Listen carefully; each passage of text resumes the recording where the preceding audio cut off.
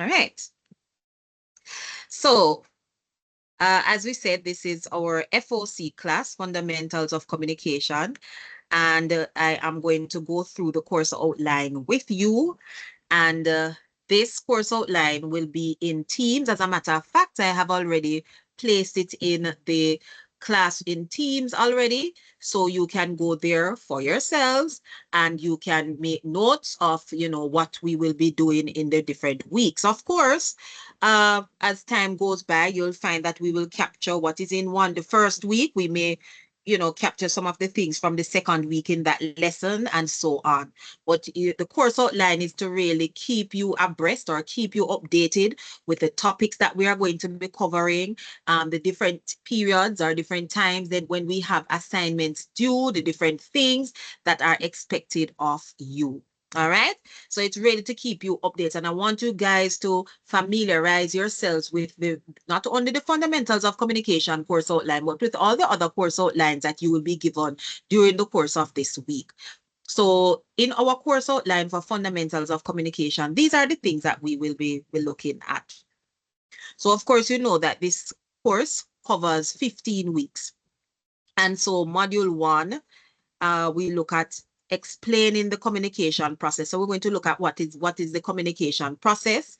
We're going to be discussing the different types of communication channels. We're going to also be looking at various types of listening techniques and being able to recognize different types of writing. Now, as students of your communication, it's important for you to know the different ways or the different forms of writing that are out there. And as students of academia, you need to be aware of what they are, need to be aware of how to approach each of these genres of writing. Now, in lesson 2, we're going to be looking at extended writing. And this says introduction to the writing process. Now, there's something in writing that we call the writing process. So we're going to be looking at that. It says applying the writing process, steps to improve the writing output. So these are the things that we will be covering. Definition for the writing process. So we're going to be looking at what that is. What do we mean when we talk about the writing process? What are the steps in the writing process? So we are going to be looking at that. We're also going to be focusing on executing the writing process, which is basically putting it into action. We are going to put it into action. So it's one thing to know what it is. It's one thing to be able to identify the writing process, but it's another thing. It's a top level thing when we are able to put it into practice, when we are able to apply what we know. And here at VTDI, we really stress competence application. So we want you guys to be able to apply your knowledge. All right. So whatever you have learned, we want you to apply that. So as it relates to the writing process, you should be able to apply your knowledge as it relates to the writing process. We will also be looking at the elements of writing. What are the elements of writing? We're going to be looking at analyzing and summarizing information. And of course, we're going to be looking at the fluency, vocabulary, reading, sentence construction, and so on. And all of these are really crucial for helping you to develop your writing skills as well as your speaking skills. So these are really important elements that we need to look at. And so we'll be looking at that. All right. What does it say over this side? It says something there. Hold on. It says select group members for project. So there's okay. All right. Continuing, you will be doing a group activities. So you can look around. We only have 3 persons so far. So I hope that the others join and then we can form our groups. In our 3rd week, we're going to be looking at steps in problem solving, identifying a topic that needs investigation. So there is going to be something that you are going to be investigating, and this is going to fit into the type of writing that we will be progressing into. So you're going to identify a problem that is around you. When we are in the world of academia, one of the areas that we focus on is research. And before we delve into the act of research, the very foundation of research has a lot to do with solving problems, solving issues. So when you look around you, what are some things that, what are some problems that you experience, and not just you, but the general public, or a particular, maybe you're at your job, maybe at a workplace, within the classroom, it doesn't matter, right? And you research that, you go and you find information. How can this problem be solved? How can it be addressed? How can we improve this particular issue, this particular situation? So we are going to be looking at that. So it says steps in problem solving, identifying a topic that needs investigation. You'll also identify a problem that exists from selected topics. You're going to give us detail of the problem, develop a solution, and present findings. So these are things that you will be doing. And by the third week, this is what we will be looking at. Okay. As I said before, this will be posted no, it has already been posted. So this is when we are going to begin our group work. And so let us continue. Lesson 4 looks at the structures of different types of essays. So here we say essay writing, organization of the paper, language style, introduction to research topics, selection of research topics. So we are going to be looking at the 4 types of essays and the different parts of an essay. And I'm sure that many of you are familiar, or to some extent, you are familiar of different types of essays, like the persuasive or argumentative essay. You have the expository essay, we have the narrative. So there are different types of essays, and we are going to be learning about them, and we are going to be spending time on one in particular, especially, right? So essay writing tips, sentence construction, paragraphing. We are going to be looking at what run-on sentences are. If you've ever seen sentences that go on and on and on and have no full stop, that is what we call a run-on sentence, and we will learn more about that. We're going to be looking at punctuation. All of these are really essential for us to know and be able to use efficiently, so that we can make our writing top notch. And that is the aim. We want to make sure that our writing is at the level of university/college students. We are tertiary level students. And so our writing needs to be at a certain level. But we have to put into practice certain things that sometimes we forget, or sometimes we just don't know. All right. So we need to put them into practice, and we'll be looking at that. Of course, fluency, vocabulary, and reading are crucial points that we are going to be emphasizing throughout the course. So we are also going to recognize the thesis, topic sentence, supporting ideas and illustrations. You're also going to analyze extended prose for structure, the main idea, style, and use of language. You're going to do compare and contrast essays, differentiate the structure of academic writing versus writing produced for pleasure and humor, and from serious prose, formal from informal register. So we're going to be looking at different types of essays, the different types of structures. So we're going to look at the argumentative essay. We're going to look at the compare and contrast essay.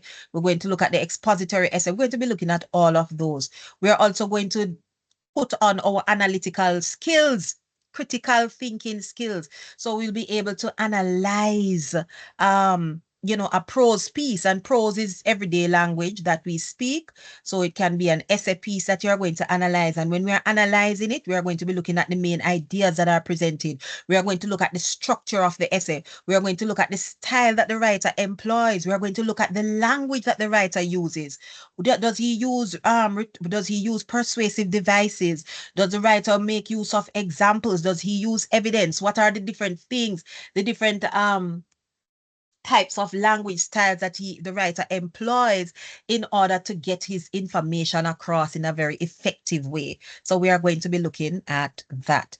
And as I've said before, what you do not understand, please do not be afraid to ask those questions. Ask for clarification. If you don't want to ask it in class, please do so outside of class, but do not sit in your quiet corner not understanding anything, and not saying anything at all. Okay, it is in your best interest to speak. When you don't understand something, say that you don't understand. We are here to assist you. I, in particular, in this course, I am here to assist you. I don't want anybody to be left behind. I want us all to be on the same page, and I want us to be moving at, I mean, we may not move at the same pace, but I want all of us to be at least in the same area together. All right, as it relates to the different topics. Okay, so lesson 5, we're continuing. We're looking at the different types of research. Qualitative research, we're going to be looking at methodologies. Methodology, we're looking at fluency, vocabulary, and reading. These are also going to be emphasized throughout the course. You have seen this a million times. Your first assignment is a group presentation, and you will be, I think it's on the course outline when that is due. So you're going to have your first assignment, which is in the form of a group presentation, and this is going to where you're going to present your findings.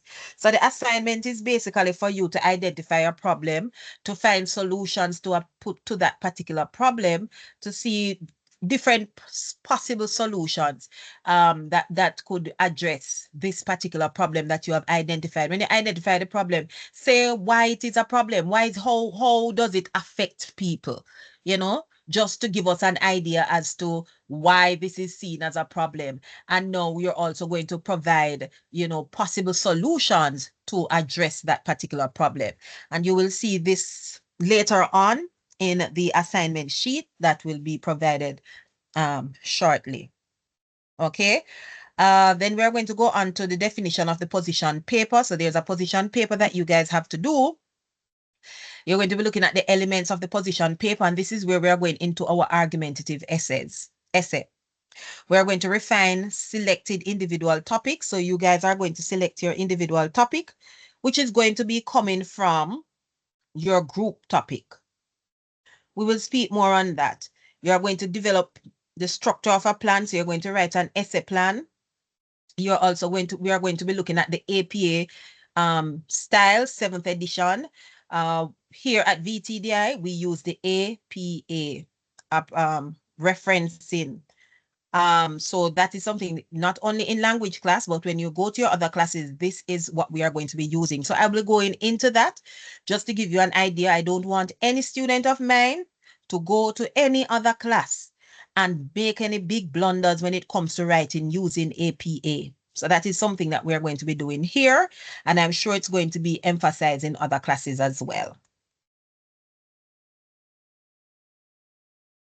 Of course, we are going to provide supporting arguments. Again, we will be emphasizing fluency in your your writing, vocabulary, and your reading. So we'll be looking at that constantly throughout the weeks. You will also be looking at opposing views, showing an appreciation for opposing views, write paragraphs of refutation. So this is where, you know, an argument may come up. So you are presenting on one argument, you're saying that telephones should be banned from schools, and an opposing argument is that it should be used in schools. So you are going to refute that argument. So you are going to come up with a point that nullifies or undermines or discredits the opposite view, the opposing view. So we are going to be learning how to do that, and we are going to practice writing that. So we are also going to write our conclusions, demonstrate innovation and creativity in some way. Again, we are going to continue with our reading and fluency and vocabulary. Display competence in writing, research paper plan, demonstrate language skills. Those are some of the things that we are going to be doing. We have some specific strategies that we are going to be looking at. So over here, you'll see reading comprehension skills, reading and writing, and it says strategies for comprehension, comprehend the literal and critical levels of identified passages. Literal and critical levels of identified passages. Read critically, evaluating the main and supporting ideas. Listen critically. So these are the modules. This is what we're going to be focusing on. And over this side are the details. So we're looking at specific strategies for reading comprehension. We have KWL,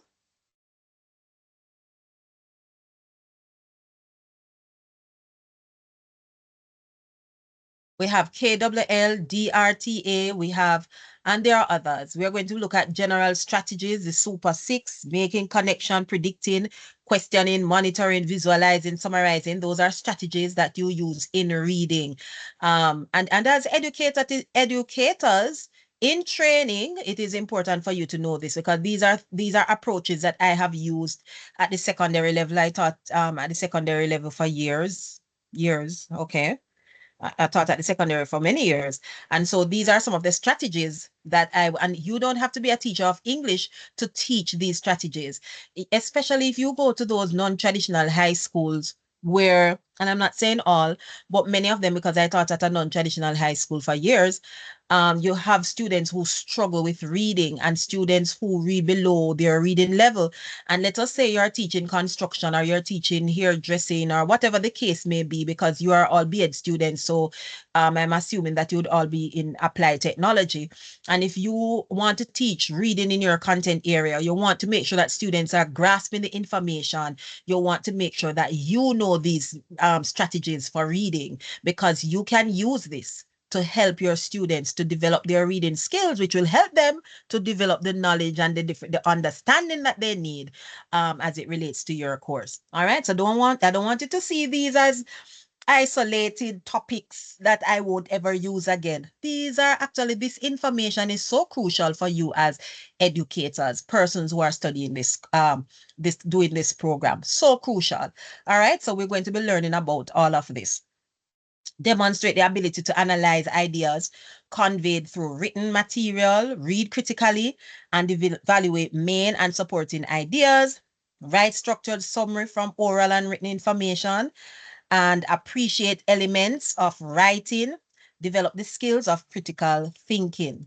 So these are some areas. I'm going to just hurry up because I know you're tired of hearing my voice. You're going to be doing a class quiz. So this is by week 11. But you will be updated, so you can look out for that. You will have to read various types of various articles.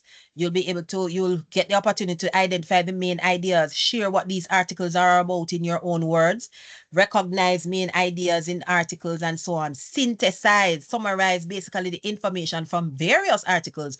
And this is going to be coming in your exam, like you will be doing this in your exam. So we want to get on top of this, all right? Because this paper, FOC, comes with a final exam. And I want my students to get in the 90s. Okay? I want my students, when you finish with the paper and everybody say, what? Yes. So my students are going to excel in this, all right? So you have the synthesis essay to write, and you also have, yes, so the synthesis essay will cover about 2 weeks or so. That's 2 lessons. All right. Then you will go on study break for about a week, and then you will get your final exam. So here are the assessment strategies. We have an assessment for module 1, we have an assessment for module 2, and then you'll get an exam. So module 1, group presentation, you're going to submit a position plan. You're also going to do a research paper using the APA 7th edition format. We also have in module 2, vocabulary and reading comprehension quiz that you will be doing. All right, the weighting here should amount to 100 in each of these categories. All right. Are there any questions? Ask now or forever hold your peace. So help me God. I'm sorry. I know I'm not in church. Are there any questions? Any questions? Good night. I I just recently joined. I wasn't here earlier. But is it that we're going to get that slide link? I'm not here. I'm Like not the hearing. exam? I didn't hear that. Please repeat your question. Okay, I was wondering if I would be able to get access to your slide that you were showing a while ago because I just joined. Okay. So you must, okay. So you are who? Samantha? What's your name, please? Yo, my name is Malene Williams. I'm sorry about that. I did not introduce myself. Okay. All right. So as I said earlier, well, I guess you weren't here at that time. Oh my. I have already posted the course outline in Teams.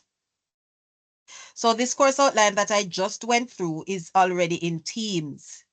Now, for each class, I will be doing recordings, and these recordings will also be posted in Teams. I will also be uploading my PowerPoints when I'm at the end of each class by the following day. I will ensure that the PowerPoint presentations are uploaded in Teams for you to go through so you can use it to review and so on. All right? Understood? Okay, And thank there, you. right, and some information will be on Moodle. So those of you, if you have registered, you can go to Moodle as well, and Moodle will have information for you to access. Okay? Okay, Miss, thank you. I didn't get your Okay. name. Sorry about that. It is Miss. My name is Tatina Murray Leslie. Okay. Is it possible I could get an email address for you in case of anything and I need to speak with you?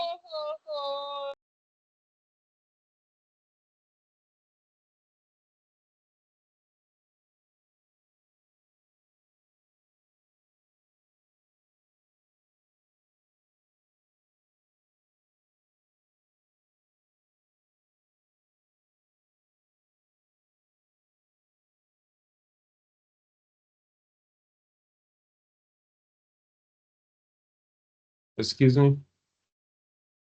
I'm sorry about that. What was it that you said? You said something. I didn't hear that. I'll Melina. She Uh-huh. said thank you. She Okay. Okay, no problem. I was asking about this course. If I have to take this course before I can take other courses. Okay. When Can it's you all hear right, me? yes. Yes, I'm hearing you. All right, so fundamentals of communication is the Yes. foundation course that you Yeah, need to do. It doesn't have any credits to it. Is it? Yes. Hold it on. has 3 credits, I think. Yes, it has 3 credits. My mistake. I'm mixing it up. All right, so sorry about that. So foundation of fundamentals of communication should be done. And then it is a prerequisite for you to do oral communication, which is in the second semester. Okay, thank you. Right. So next semester, you're supposed to be doing oral communication. You're not supposed to do oral communication until you have done successfully completed fundamentals of communication. And remember that any tertiary institution that you go to, it doesn't matter what grade you get in English or whether at CAPE or whatever, you are expected to do a foundation course in English. So when I went to university many years ago, I went to UWI many moons ago, and I had to do a course called UC 120, which was an English course. I got a range 1 in English, and I also got like whatever the high score in what A in back in the days it was GCE, not CAPE, right? So they didn't care that I had that. I had to do UC 120, right? And those persons who did, I was in the arts. And then for those who did like the social sciences, those people who did the accounts and those business subjects and so on, they had to do what you call a FD10A. So every university, every college, every tertiary institution has a foundation language course that their students must pursue. And I also had to do a foreign language course, which you're also going to be doing here. You're going to be doing Spanish. I had to do a foreign language course, and you also get to do a course in math. Okay, so yes, this is one of the foundation courses that you need to do, and it is a prerequisite to do oral communication. So I hope that clears it up for you. All right. So Here are the objectives. Somebody read the objectives for me quickly.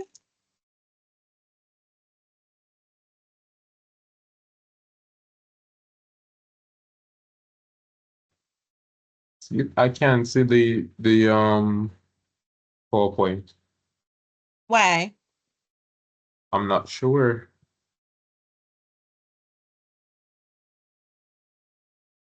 It either. Okay. Hold on. How is it? Okay. Share. Okay, just a moment.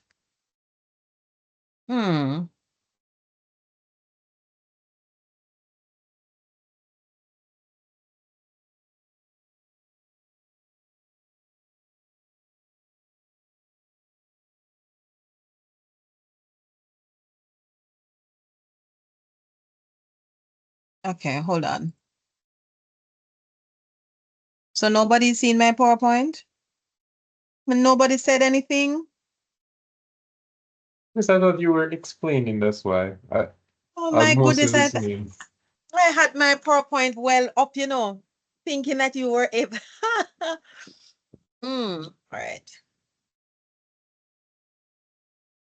Okay.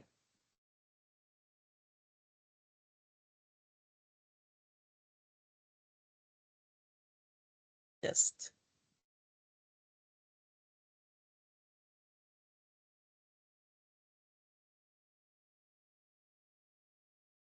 Seeing that now? Yes, miss. Yes, it's up. Okay, beautiful, beautiful.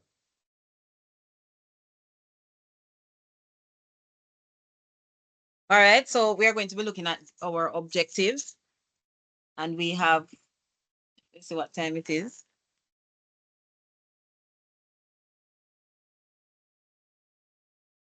Okay.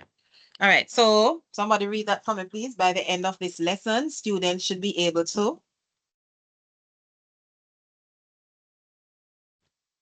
Explain the communication process, discuss types of communication channels, examine key listening techniques, recognize different types of writing. All right. Anybody can tell me what is the communication process? When we talk about communication process, what is it that we are talking about? And what is communication, by the way? When we talk about communication, what is communication? And then we're going to go on to what is the communication process. So what is communication?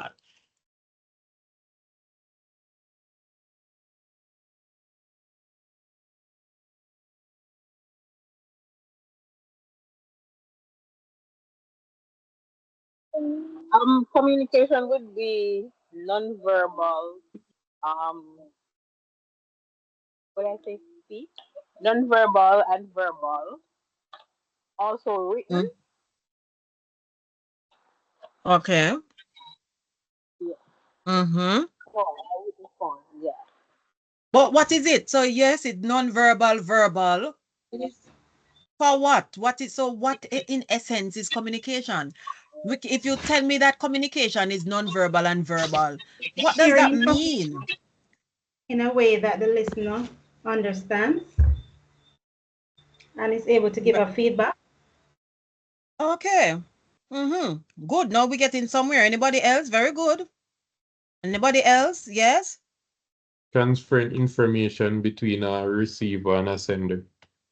Transferring information, messages between a receiver, between a sender and a receiver, right? And so this message it can be conveyed in a verbal form, it can be non-verbal, etc. So that's where that would come in. But if you are to tell me that communication is verbal or non-verbal by itself, it does not say much about what communication is. So I like that you have added to that by saying that it is the transmission or the transferring of information from one person, from one to another. Yes, from a sender to a receiver using a particular channel. And we are going to be looking closely at that. So when we talk about the communication process now, what are we talking about?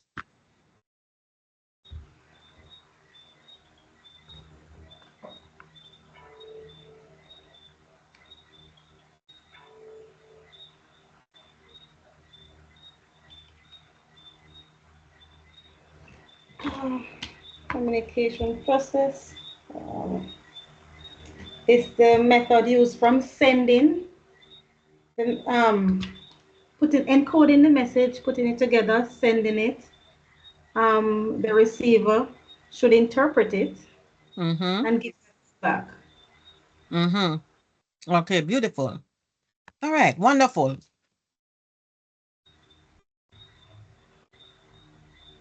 All right, very good. So we are going to be looking at that. So let us listen to this video. I hope I don't know if I clicked the things that I needed to click. So tell me if you are hearing it. Are you hearing it? Not yet. Were you able to hear it a while ago, guys? I stopped it, you know. No, did you hear? We're not hearing anything. I'm not play. Okay, I'm going to play it again, and you tell me if you are hearing. I'm going to allow it to play for a second or two.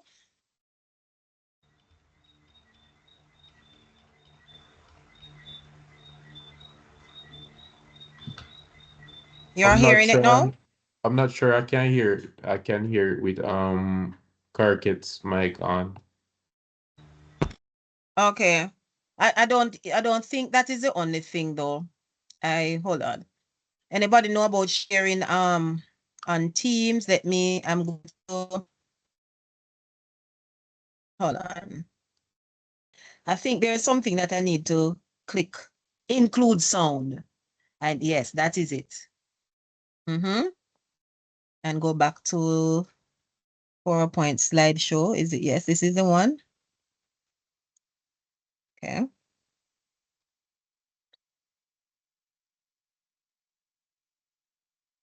right. So I want you to listen to this and make your notes. And then when you come back, when I say you come back, when you are finished listening, then we are going to be discussing the pointers that were given. Model. Now, whether you're giving an important presentation, writing an email, or participating in a brainstorming session, it's important to be able to communicate in a way that your audience can easily understand. Now, when you are communicating, and especially in a business context, it can be difficult to convey your message in a clear and concise way because there are so many factors to take into consideration. The communication process can help ensure you construct and deliver your message to the best of your ability.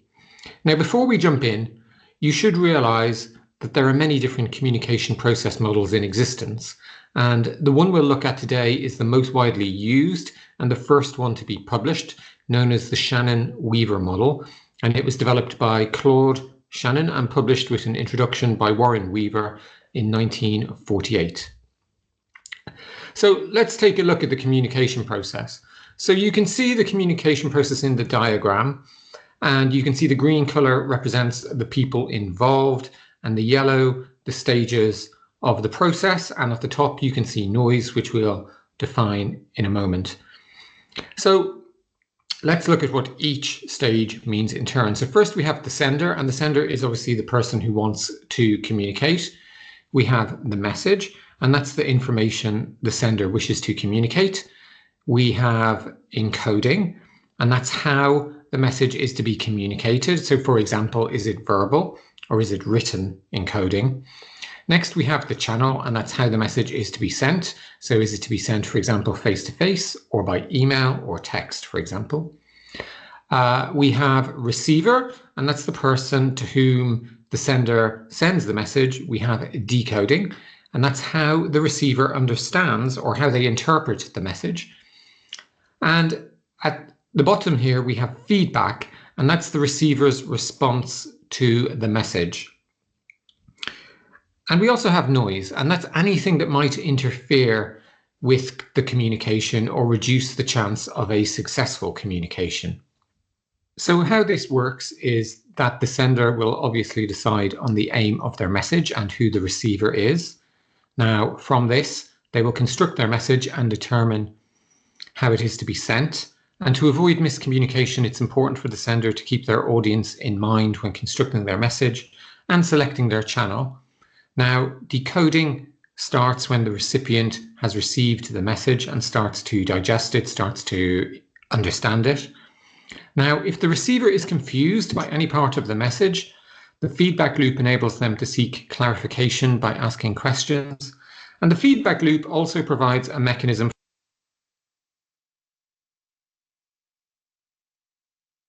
for the receiver to provide both positive and negative feedback to the sender.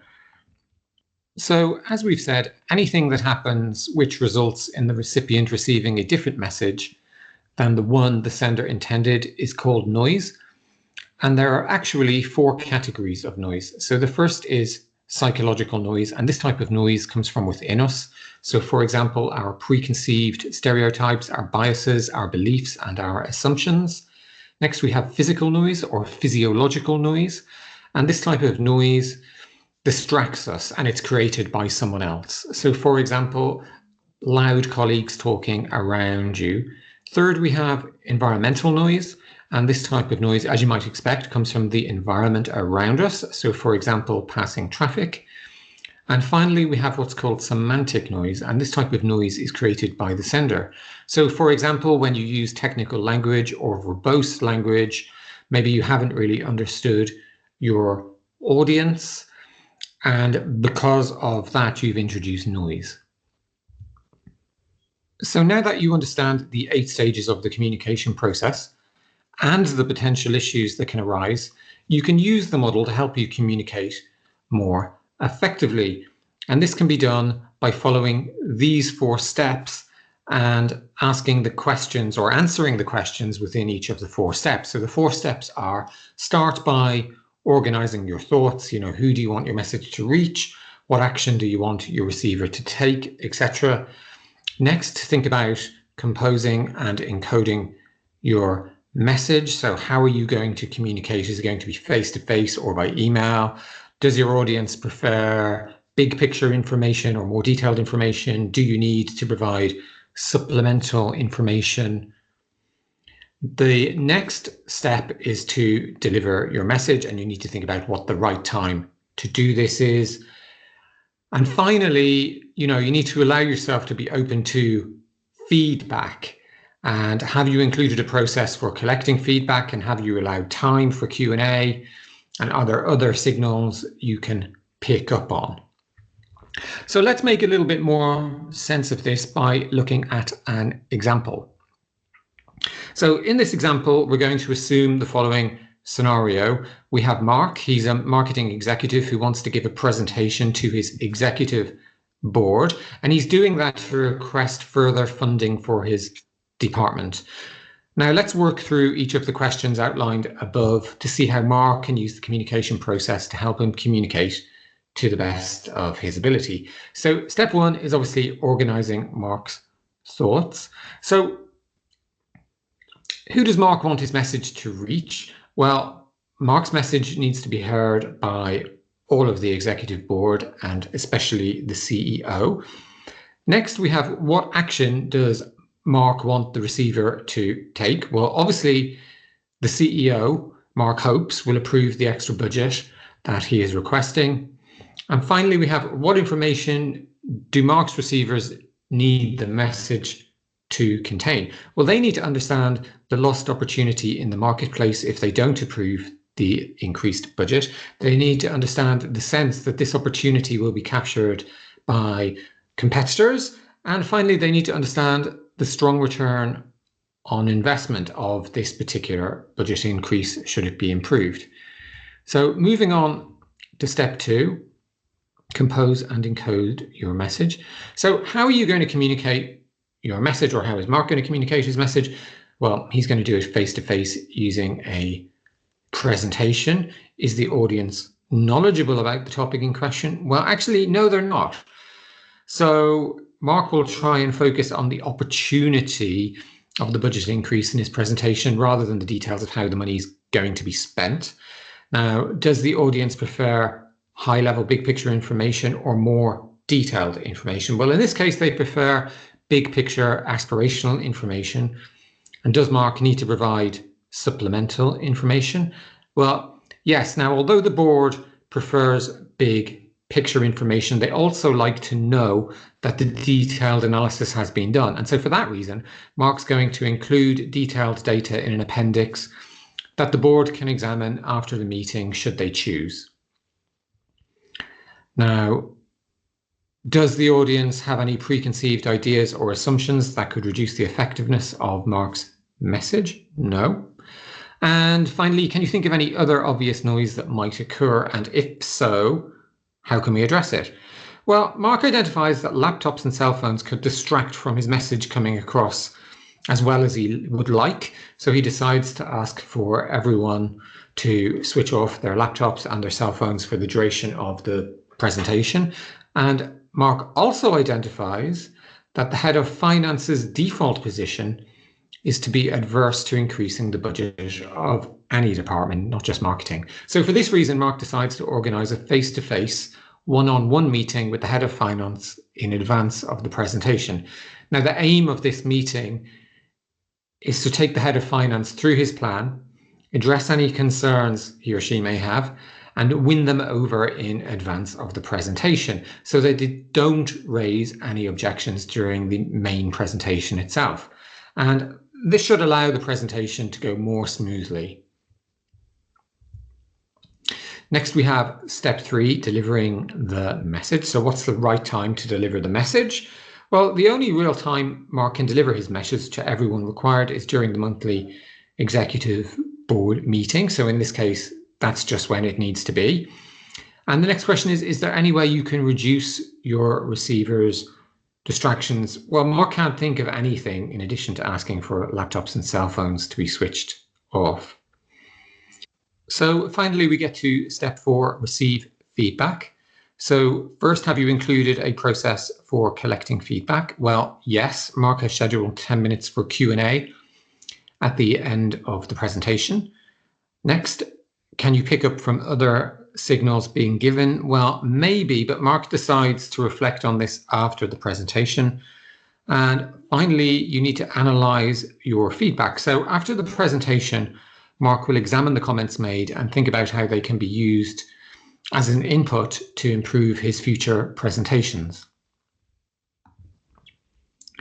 So in summary, the communication process is an 8-stage communication model that can help you improve your communication skills. Now, while the model may seem obvious and something most of us do naturally, breaking communication down into its constituent steps and forcing yourself to think about each step can really help you improve the effectiveness of each communication you generate. Now, ensuring you receive feedback on each communication you generate will also ensure your communication skills are continuing to improve over time. So that's it for this lesson. Really hope you enjoyed it, and I look forward to speaking to you again soon.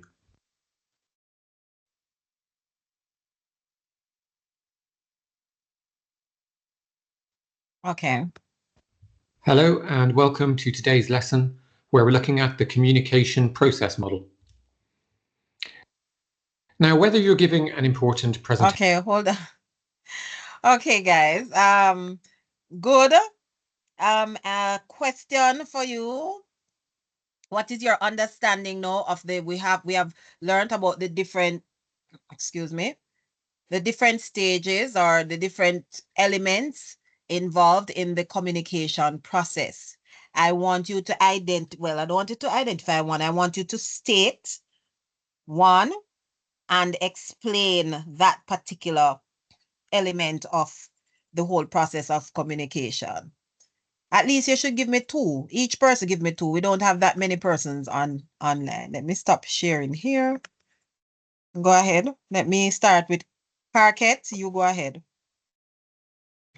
All right. So decoding, this is really, from my understanding, interpreting the message to your understanding. This tells how well you understand the message. Now, feedback is what you will give the sender to let them know that the message was received and you understand understanding. It was clear. All right, so repeat the first part of what you said about decoding. That decoding is? Decoding would have been, to me, interpreting the message. So the message was sent to you. You got the message, or you just like what you gave us now, and we're reading it, and we're supposed to understand it in a way where we can give you a feedback to let you know that yes, we understand. Right. Good. All right. Thank you. All right. So you have decoding. What's it? Okay. Oh, so why is this? Decoding, and after you've decoded the message, you can give a feedback to let the sender know that you understood the message that was sent. Okay. So decoding and feedback. Thank you, Karket. Dwayne, give me 2 elements of the communication process and explain what they are based on your understanding and based from the information you have just watched and listened.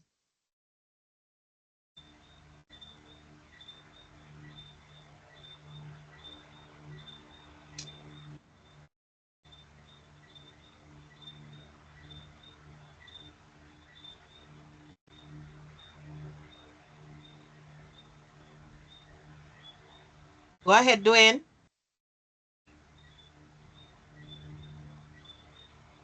All right, Dwayne look like he has fallen asleep. What about you, Jaden?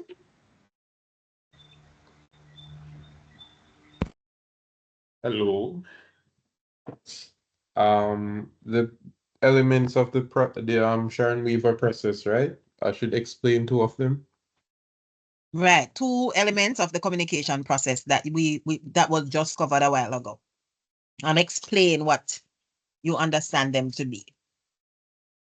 I understand the channel to be the means or the way in which the information is sent, whether through audio or video or some form, and decoding, which I find interesting because I didn't think decoding came after receiver. I thought it was decoding and then it goes to receiver, but that makes more sense. Decoding is like understanding the information. Like if somebody sent you something in English and you speak Spanish, it's translating it to something what you can find understandable. Okay. Thank you. It's not, yes, so it's not only about translating the information, but that is also part of it. So I prefer the terminology interpreting, which has to do with you, how you are able to understand the information, decoding. But then you have encoding, which comes before decoding. So encoding is really coming is from the sender, and the receiver is the one who does the decoding, trying to decipher, trying to figure out what that message is. All right, so thank you. Who is the next person? Dwayne, Jaden. Dwayne didn't do anything. Jaden did his a while ago. Then we're going to Joshua. Joshua?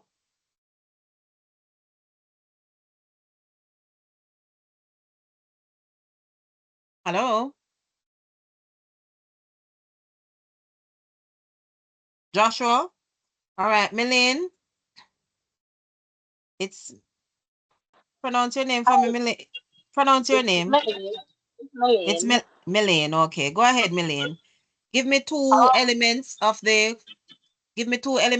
communication process and explain each of those elements. Please do not repeat what somebody else has said. I was trying not to. Was the part where he was talking about the different factors in regard to uh hold on, in the presentation that we were listening. I remember the gentleman was talking about oh my god, I forgot what I was supposed to say. Whew. Gather your bearings. Yes. Um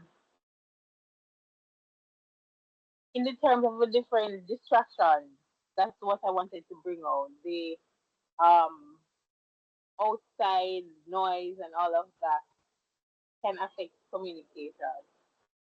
Noise, yes. You want to So, elaborate on that? How? yes, Would you like to for elaborate on instance, that? yes, because I was experiencing some while it was going on. I experienced outside noise, meaning environmental noise, while I was Mm-hmm. listening, and There you go. also I was experiencing the the um the noise internally because I have my children with me. So that too, that was disrupting my ability to communicate or even listen to what was happening. Mm-hmm. Yeah, very good. Thank you. What is the Thank next you. one? So you said noise. What's the other one? And Nobody has mentioned this is also a crucial one. You cannot have communication and you don't have this. Somebody has already said the decoding um channel and so on. But so what about the others? I don't hear them. I hear noise. What else? I think you had elaborated about encoding, which would be from um the person to the receiver. You had said It's that. from the sender. From the sender to the receiver, We yes. need to remember. Very good. Yes. Right. And so what is encoding? We looked at decoding. What is encoding? So if it is from the receiver, I guess it's confused now. So it would be the person that is sending the message. The person we sending the message encodes it. What do we mean when we say encode? Break it down. No, that would be decoding. Using words. Huh? Yeah, put it in a wording where the other person can. Yes, putting it together, put it in a way that the receiver will be able to understand. Yes. Right. So they could put it in a format that the recipient will be able to understand. All right, good job, guys. Give yourselves a round of applause. Put it in the chat. You just send up some applause, man. Come on, watch it. Look here. What happened? Clap yourselves, guys. Clap yourselves. I didn't say you were to raise your hands. Clap. Very good, Jaden. Very good. What happened to the others? Clap yourselves. Yes, Millie. Very good. Carket, very good. Joshua, where are you, sir? Okay, Joshua has officially fallen asleep. We'll pray for him. Dwayne, what about you? I don't see you clapping anywhere, sir. Okay, yes, Joshua. Yes, Joshua, go ahead. I see you raising your hand. The floor is yours. Speak now or forever hold your peace. Okay, Joshua looked like he fell on that thing there. All right. So let me go ahead and reshare. How do I get it from FOC? How do I get it from? I want to take it off. All right. All right, so good. So we're moving on. So I'm going to be recapping what was said in the video. So you got an audio of it and we're getting a visual. So here, of course, the communication process, we have the sender. All right. We have the message. So the sender has something to say. The sender has something to say. He has some information that he or she wants to convey. So he has the message. Now, the sender has to think about how he's going to put that message together, how he's going to format that message, how is he going to put that message together. And so once he thinks about how he's going to put that message together, he also must consider, he or she must also consider the channel that he or she is going to use to convey that message. Which channel is the most appropriate channel? Which channel is the most convenient, most appropriate, most suitable channel to take? And so he has to decide on that. And then, well, the decoding is out of his control. Then when the message reaches the receiver, it has to be decoded. So some decoding has to go on by the receiver, and then some feedback is provided. This doesn't have the feedback, but I will be covering it here. The feedback is so important because that is how the sender will know if the message he conveyed has been communicated effectively. Because when we convey or transmit information, we do it with a particular purpose, you know. We want persons to carry out a particular action. We may want them to do something. We may want them to think about something. Whatever it is. We provide the information because we want persons to we want persons to take a particular action. That whether it is internal or external or whatever, but there is a particular purpose for conveying information. And so feedback is a way for the sender to have an idea as to whether or not the information he or she transmitted is understood by the intended audience. So somebody read for me. Who is going to read? Karket, go ahead, read first, and then I move along the line. Go ahead.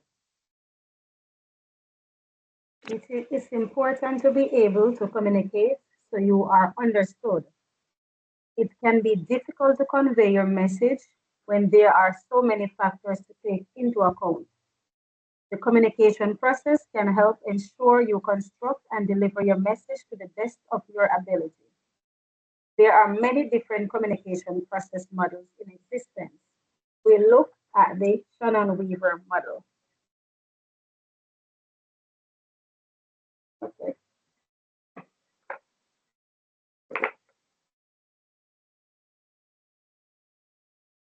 You're finished. You don't look at sender. You sender.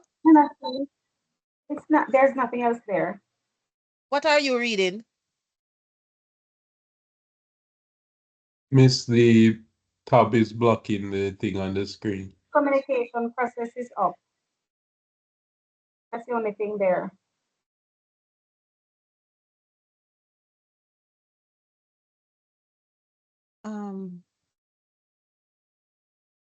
Oh, where are we? Oh, so this is what you were reading? So how do I get rid? Hold on. What do I do to get rid of this now? Hold on. Come in. Oh, I hold think you on. have to change I'd have to change what? the screen you're sharing.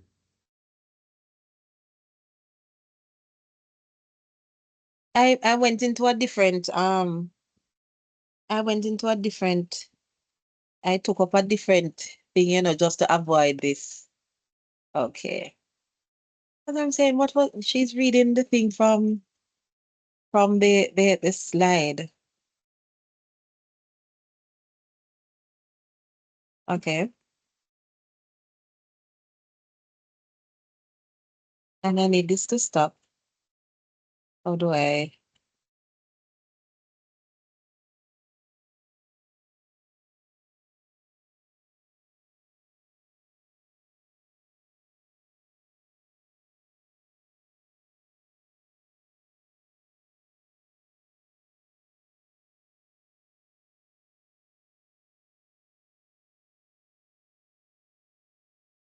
Okay. I'm trying to.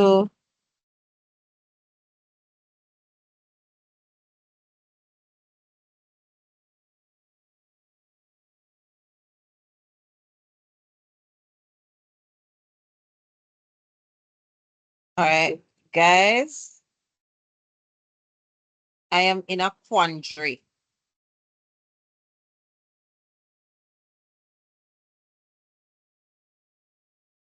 This is crazy.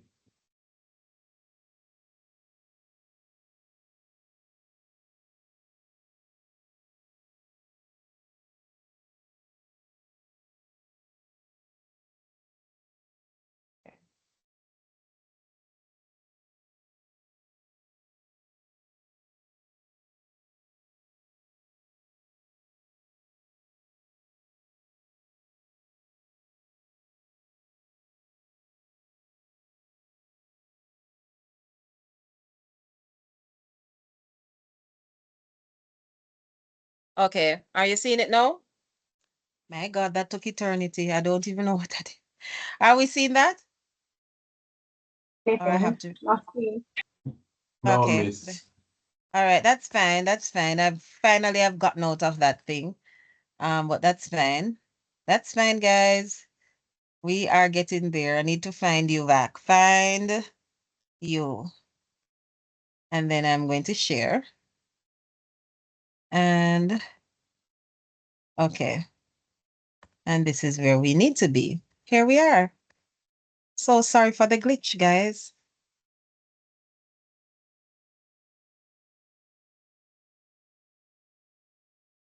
There you are. Are you seeing that? Yes, I am. Beautiful. All right. So the communication process involves the exchange of information between a sender and a receiver using a specific medium or channel to achieve shared understanding. It consists of several Key components. nature What of the happening? message. Or the sender. Oh, receive components, yes. The sender, the originator of the message, who encodes and transmits information. The message, the actual content being communicated, which could be verbal, non-verbal, written, or symbolic. All right, beautiful. So we started off with the sender, and this we are learning is the person who is the creator of the message, the originator of the message. And this is the person who is going to encode the message. This is the person who puts the message together in order to convey that information, all right, through a particular channel. And of course, the message is what is the information that you want to communicate, is the information you want to get across. And of course, this can be the message can be done, the message can be in verbal, non-verbal, written, or some symbolic format. Okay. I think when we started the class, somebody mentioned that communication can be verbal or non-verbal. And so here we are, reaffirming that particular point of view that was or that point of view that was brought up earlier on. All right, thank you. All right, so let us continue. Next person. Next person, read for me.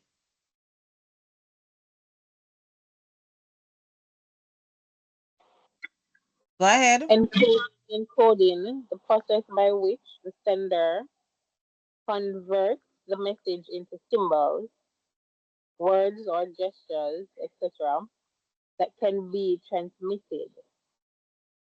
Channels, the medium through which the message is transmitted, for example, speech, email, text message, or text message. Receiver, Mm-hmm. the individual or group to whom the message is directed.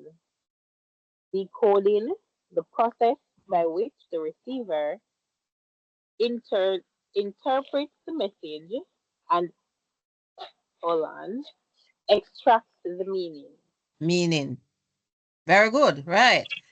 Good. So we discussed this before. We talked about encoding.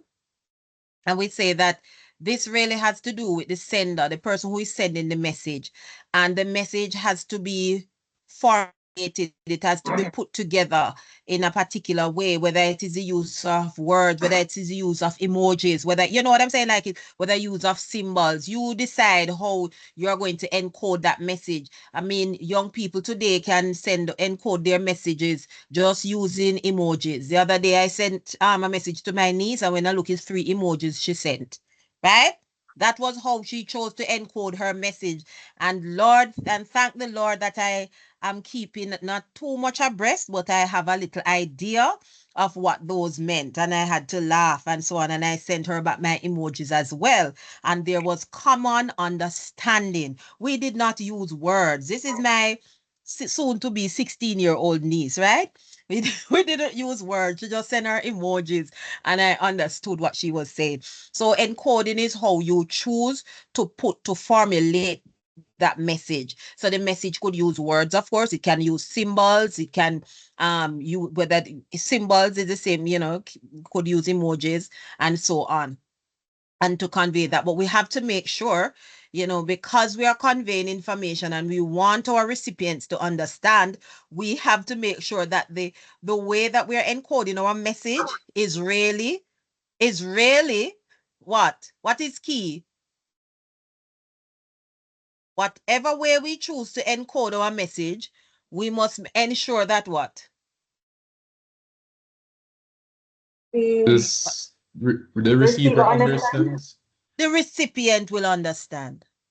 Now, if what my niece sent to me, she were to send that to her grandmother, that is my mother, would it be a successful form of communication? Do you think the communication would be successful? When she if she were to send the emojis to her grandmother?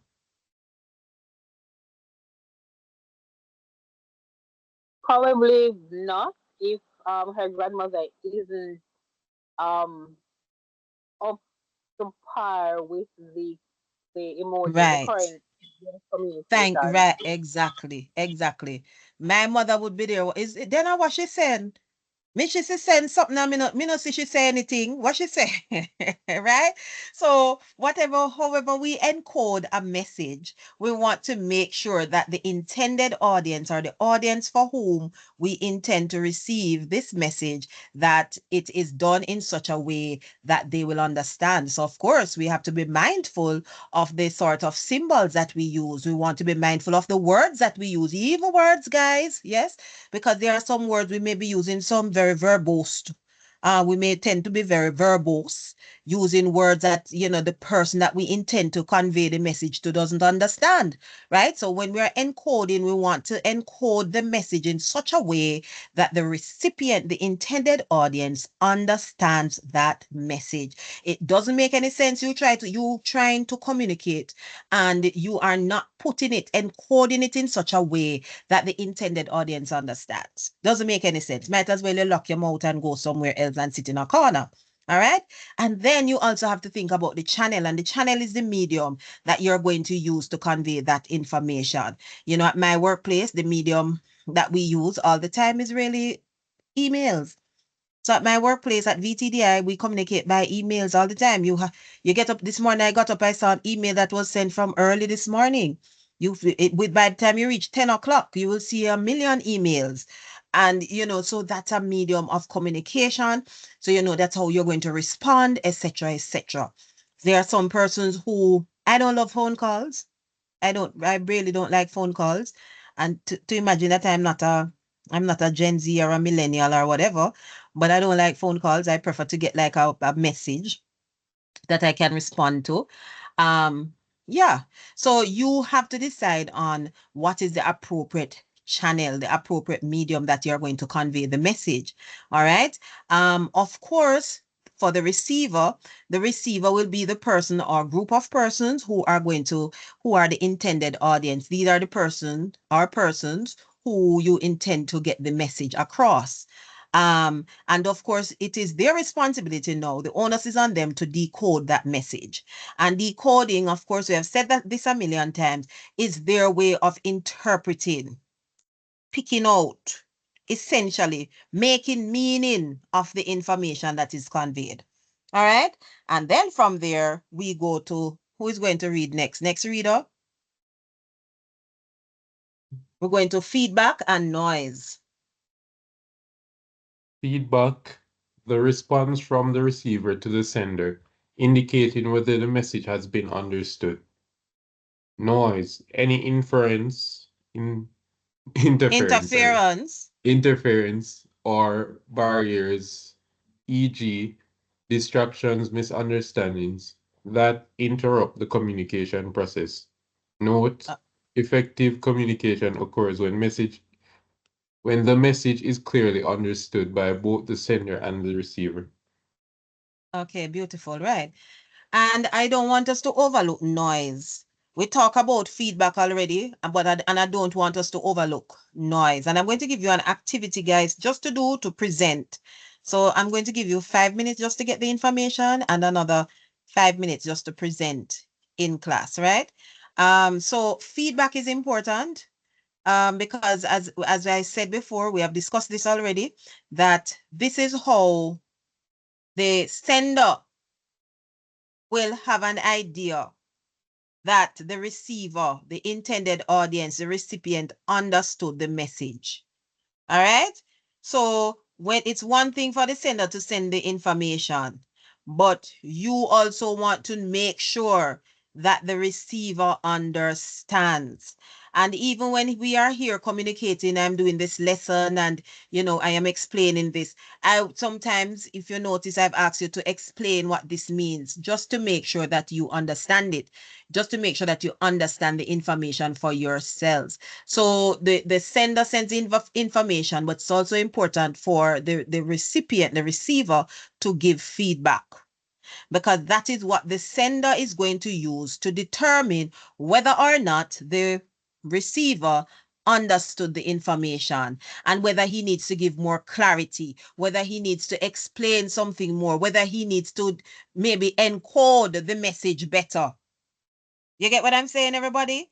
Have you ever been in a situation where you said you were trying to explain something maybe to a child or to somebody, a co-worker?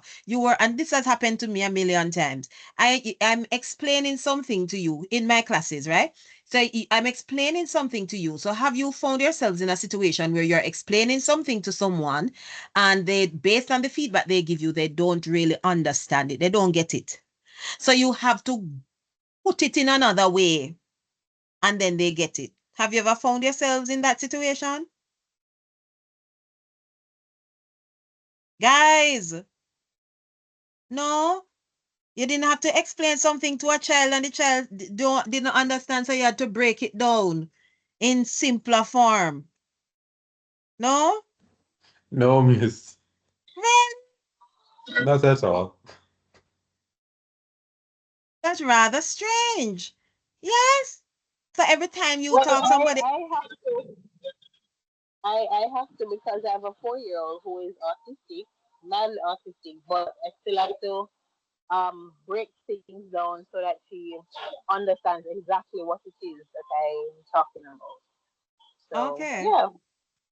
Yeah, it happened because for me, especially coming from, as I said, I've been teaching at a non-traditional high school for many years, and you find you will be in a class, you'll be teaching a class with different levels, students with different aptitudes and different levels of understanding, and so I may explain something, and I thought, oh, I thought I did a good job, but there is actually somebody who didn't understand.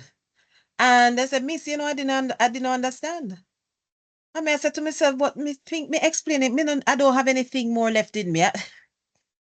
Sometimes I said, but I don't have, me said to myself, but I don't have anything left in me. However I explained, I think I explained it to the lowest denominator. I don't know. I don't know what else to do. And I'm seeing the student right now, he did very well in school and did very well at college and so on. But well, and oh, that is a motivation, right? So he came to me and I was like, okay, so me have to find. I thought I'd found the lowest. I thought I found the simplest way in which to communicate the information, but I had to find simpler than that, right? To make sure that he understood it, and I used it in terminologies. I kind of, because he was somebody who loved drawing and stuff like that. So to convey the information, I kind of used some of the things that I knew he liked and stuff like that that he could to explain. So sometimes you'll find yourselves in situation, you are all teachers in training. Oh my God, look at you. You're all teachers in training and you're going to find yourselves in that situation because you may be teaching, you may end up in the classroom where you're teaching students who you will find this particular issue where some will understand what you have said, but there are those who really don't understand, and they want you to break it down in simpler form, and you will have to encode that message in a different way so that they get it. All right? You have to encode it so that they get it. Just like how I said, if my niece is just to send me a message and send the same thing to her grandmother, She would have to explain it, break it down to her grandmother, because her grandmother wouldn't really be au fait with, those emojis and what they mean, what she's suggesting, what the message that she's trying to convey. So you have to break it down. All right. So that is where feedback is important, to see if you understand. And also, guys, even as a lecturer here, that, sometimes you're explaining an assignment to students. Do you understand? And then afterwards, when you look and you see what the students doing, I hope it doesn't happen here. When you look and say, but they never understand. I thought I explained it. We went through it together. We discussed it. We said, this is what you're going to do for A. This is what you're going to do for B. And we explained it. We even gave examples. And when the time comes for the students to do the activity, is something totally different that they do. That means that they really did not decode the information in the way that you intended them to decode the information, and they gave you a positive feedback. But hold on, how you would get the feedback? Well, the feedback came in what they actually did, and that told me that they didn't understand, or I could have asked them to explain what they understood from the information that they read. And that's a quick way of getting instant feedback to find out whether or not you, the sender and the receiver, are on the same page as it relates to the information. All right, very important. But something that we don't pay attention to, guys, is noise. And noise, and whether we take it, whether we believe it or not, when we are conveying our messages, we really have to bear in mind the noise that the person or persons may encounter, which may prevent them from getting the information as they should. And I think in the lesson that you did, the YouTube video, it spoke of noise. What are the different types of noise? Do you remember? Anybody? Psychological, semantic, Psychological noise. What is psychological noise? any biases or predetermined biases. Yes, yes. Right. When we talk about psychological noise, it's something that is internal, and it biases is part of it. Preconceived biases that we may have is a noise. So even in Jamaica, we have religious biases, especially where it relates to Christianity. We have political biases. So no matter what the person come say to you, there are some people, when Andrew open his mouth, it can't, what if rubbish him talk. It doesn't matter. It doesn't matter if he say him go be. If it doesn't that it doesn't matter what he says.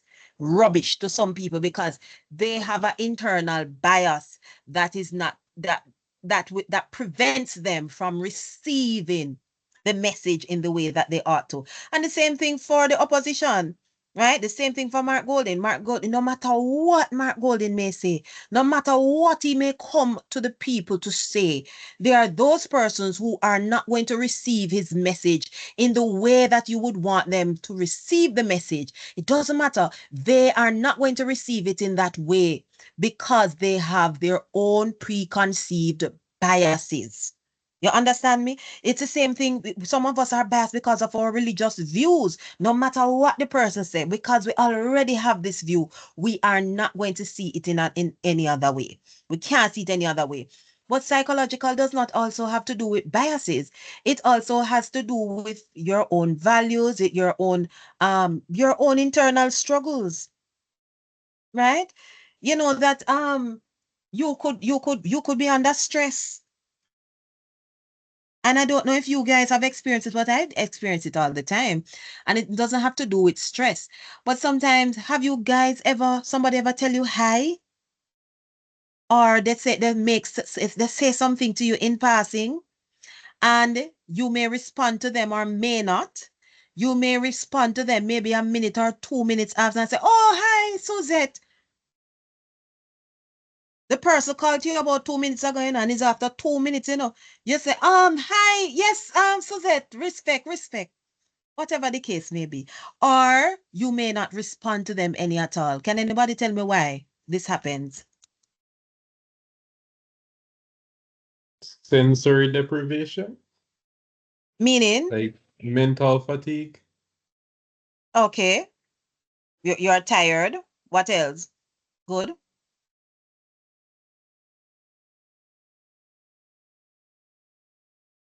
Yeah. So you could be tired. You could be distracted. You could be thinking about something else. Your mind. Listen, guys, I am a boss on that, right? Because I will be present, but my mind is a million miles away. I may be, and it happens to me all the time. I am here. I could be also talking to somebody, and so caught up in the conversation that person's. It happens to me all the time, and my students literally had they understood me. Like it's students who didn't really, know me that well, but my students who knew me, like it's like after they pass, I hear them, but it didn't register. Like it didn't fully register. And then I know that I heard somebody call, but I wasn't focusing on that. I was focusing on whatever somebody was saying to me. I was in a conversation with somebody. I may be in deep thought about something, whatever it is, whatever, maybe it's the stresses of my life, or maybe it is something that I have to do. So I am lost in thought and literally am unable to receive a message that somebody is giving me in that moment. So those are things we have to be mindful of, sometimes somebody calls. I remember, and it happens to me now and then, especially in the professional world. Somebody call you and they may hear sound in the background. Is it convenient to talk? Can you talk? Like that's what somebody who is in they will say, are you able to speak now? Are you able to speak? You're in a meeting. Because the person wants to know if this is the appropriate time for them to send their message so that I will be able to receive it in the way that they want me to receive it. And those are good questions for us to ask. Don't simply take it for granted that when we are conveying a message that the person is ready to receive it in that moment. Like we have to be mindful of how we transmit the information. You follow what I'm saying, guys? Hello? Yes, miss. Yes, yes, following. All right, somebody. I am going to. Okay, all right. Don't worry. Don't worry. I soon give you something to do. So we talk about psychological. What's the other one? Physical?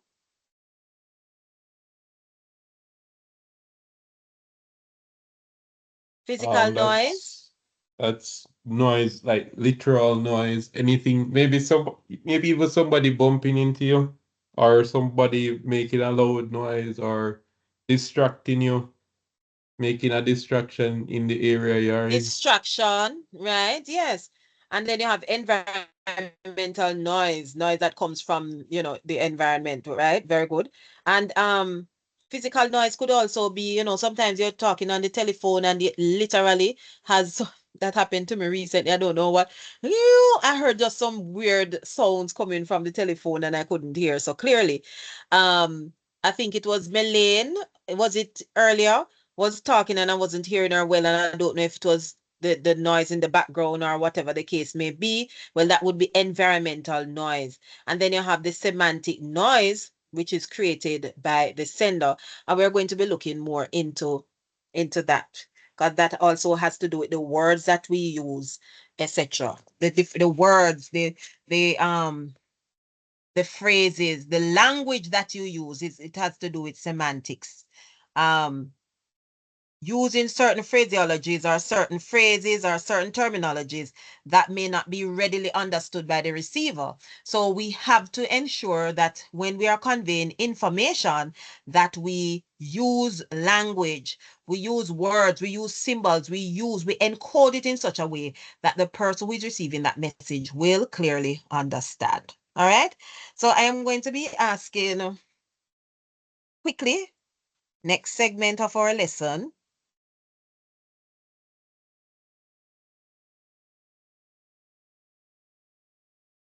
Hold on. I'm going to ask you in pairs, how many of you? So Carket and Dwayne. Dwayne, you're still here? Dwayne? Okay. All right. So the three of you work together. So Carket, Mylene, and Jaden. I want you to, here's what you're going to do, and you're going to present on this. So quickly, I want you to look at the key listening. I want you to find out the types of communication channels. So that's one. So make a note of that. The types of communication channels. What are the types of communication channels? So you're going to be looking at that. So I'm going to give you just 10 minutes just to do your research, and then you're going to come back and present. Each of you must be presenting on at least one topic, right? So discuss the text. So we're going to look at the types of communication channels. So you can give us examples, etc. Explain them. Okay. What messages are more appropriate to use for a particular channel? So yes, the types of communication channels, but what types of messages are more convenient or best used with which channel, etc. All right. Then I want you to also look at listening techniques. Key listening techniques.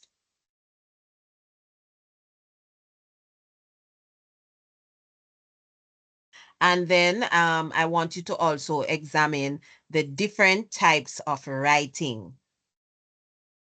I'm giving you 10 to 15 minutes. It's 7:40 now. So I'm going to give you, okay, so by 8 o'clock, you should be finished with this.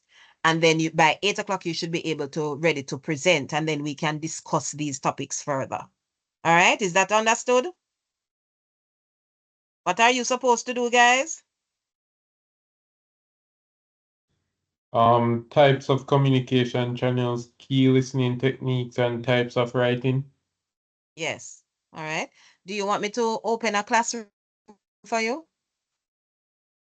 That would be Are you great, miss. okay? Hold on.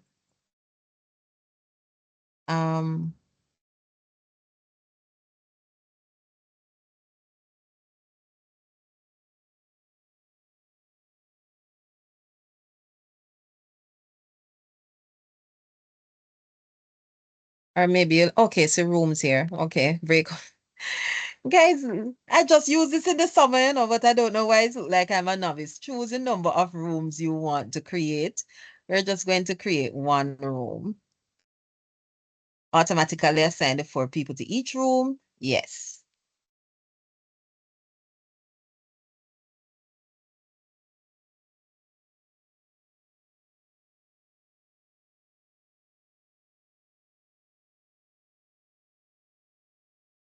All right, so you're going to go to your breakout room.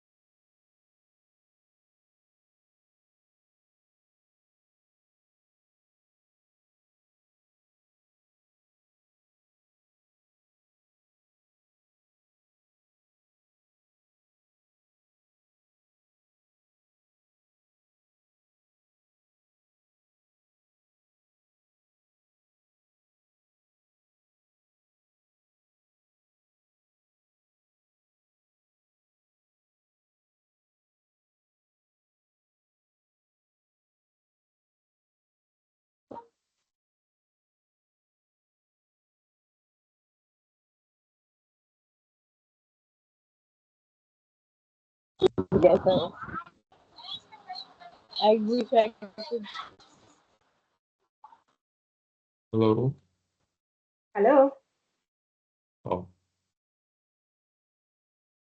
So the three of us here. yes. Okay, Jaden, we see that you have reappeared. All right, so who is going to go first? Are you going to project anything, present anything? You're going to present, but are you projecting anything? Anything that you? All right, who is? Well, let me Okay. try. All right. So I did types of writing. Types of writing. Um, Types types of of writing writing. or types of channel? Mhm. All right. So on the Types of types of communication communication, channels. the types of communication channels. Mm-hmm. Oh, so under that we have and this so the message is suitable to use for that channel. What's Mm-hmm. my name? So how to that? The key to listening, and I decided to the types of different types of writing. Okay, so So, all right. all right. So I came up with a few, and we have one of them would be review writing. Review writing. This allows you to share your opinion or experience about a product or product service event or institution. So this would allow a person, it's just giving the public or the wider person's information about your experience so that they could understand what to expect before making a purchase or Mm-hmm. attending that event or institution. So based on their review, you know what to expect. Although they always say go and experience it for yourself. Mm-hmm. And there is a narrative writing, and this is basically telling a story, recapping past events, using past tense. An example of this would be screenplay that they use for movies or a novel. Then we have expository writing, and this would give information in order to educate the reader, such as reading a textbook to learn about a particular topic, or reading a manual in order to gain an understanding of how to use the device or the product that you purchase. Um, Persuasive writing is another one, and this is writing in order to convince or influence the reader, and this can be done in reviews, not well reviews too, and brochures, or just to convince the person to, um, you know, make a purchase or do something, basically to influence somebody. And then I did one more, um, descriptive writing, and this is used to help the reader to create an image of what he or she is reading. It helps the reader to create an image of what is being read. And description also makes the literature more interesting or easily understood. Yeah, that's my take. Okay, all right, thank you. But initially, I thought that the instruction was to look at the different types of communication channels. So So that's what I I was was ex considering so first, but so somebody you else. gave me pardon me. I started doing that, but because we decided persons I So started you looking up focused on different written stuff. communication. It's fine, it's fine. It's not that you yeah. Because the You communication were channels on would be so you like did social media. that's it's okay because you looked at the written communication aspect because so that's okay. All right, so next person. So I did the listening technique. Okay, and this is Milane. All So right. um you have hello, you're hearing me? Yes, I am listening. Okay. Okay, because my kids are making noise. That's right. All right, so I have face the speaker. This would be in terms of meaning having eye contact. So when you're speaking to someone, you expect them to have eye contact with you. Um,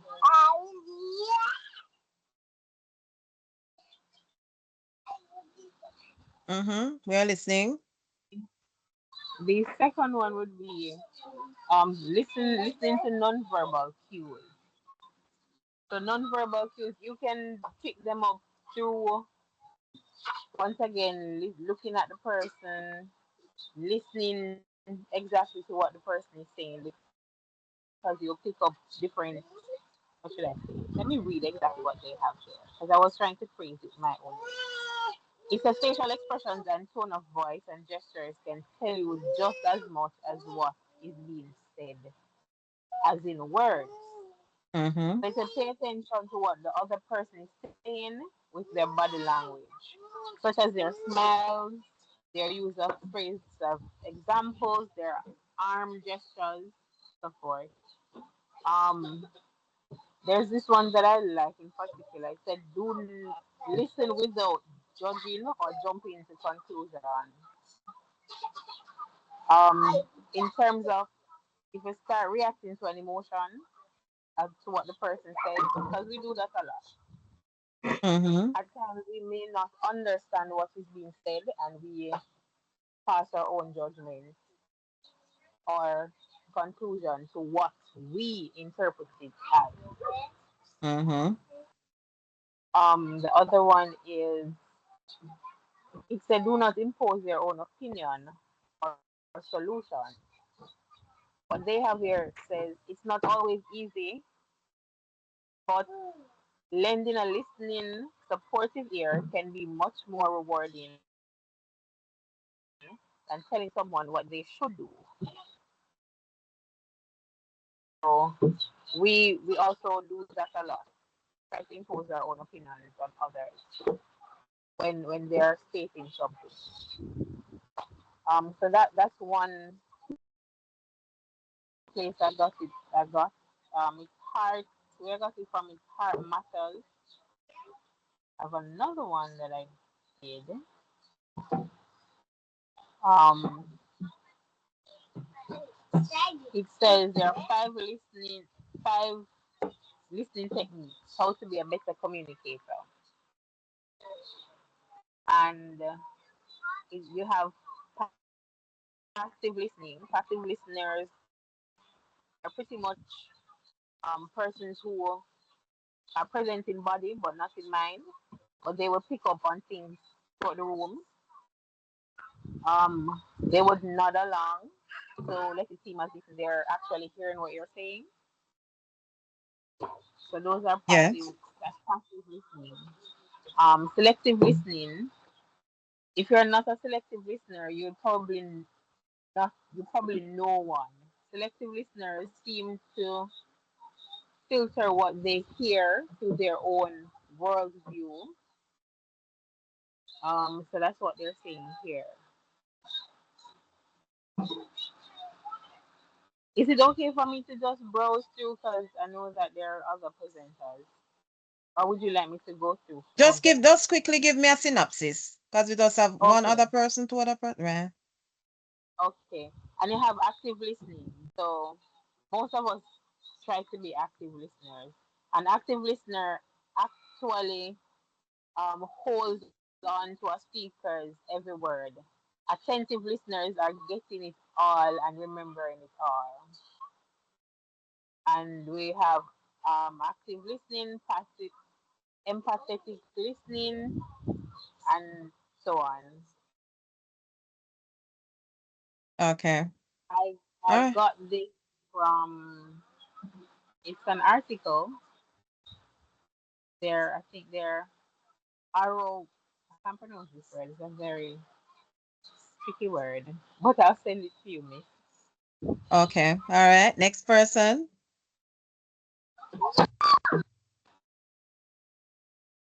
Hello, can Yes, you hear me? I am hearing you. So I went a completely different route. Okay, I which route thought did you go? I was searching all over for different sites and stuff. I didn't I thought we were trying to make a entirely new piece. I didn't know that we were like summarizing. No, you can just do what you have. Don't watch because she was just paying attention to the time, so that's fine. You give me what you have. So I got my sources from University of Minnesota Library and a Mm-hmm. nonprofit called LibreText, Yes. and did mine on types of communication channels, which is written, nonverbal, and verbal communication. Mm-hmm.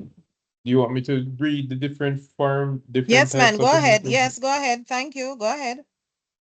The medium of verbal communication is oral. This involves listening to a person and interpreting meaning from it. An effective form of verbal communication is storytelling. It is used to make common meaning and discern how certain tasks are performed. The second channel of communication is nonverbal communication. Nonverbal communication is done through cues and gestures. A common use of nonverbal communication is facial expression, body stance, and tone of voice. A different tone of voice or body posture can convey aggression or apathy. The third form of communication channel is written communication. Written communication are printed messages. A printed message could include emails, letters, memos, and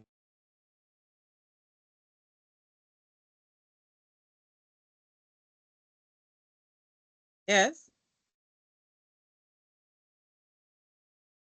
You have gone away. I'm not hearing you. What's happening?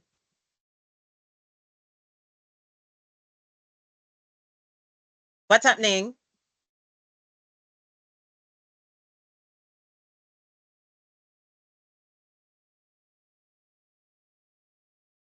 I'm not hearing you.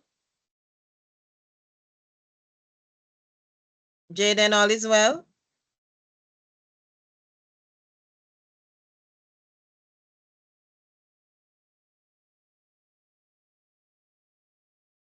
All right. Anybody else? Jaden, what's happening? All right, let us continue. All right, is there anybody else? Is there anybody there? Said the traveler, knocking on the moonlit door. All right. So let me share this. I have a video for you guys to watch, but before you watch it, I just want to run through a few things with you. The time is running out. Normally, towards the end of the class, we are going to be having an asynchronous session. I will let you know. And by asynchronous, I mean that you will be given an opportunity to watch a video, read some resource material, and do an activity that you will need to upload in Teams. I think those activities will allow you to upload in Teams, but for like your assignments and so on, you will upload it in Moodle. All right. So I will let you be aware of that as time goes on. All right. So I'm just going to run through this quickly and then we will wrap up our class. All right. So let me come back here and hold on. there we go. Hello? You come back, sir? Yes. I noticed that you Um, disappeared.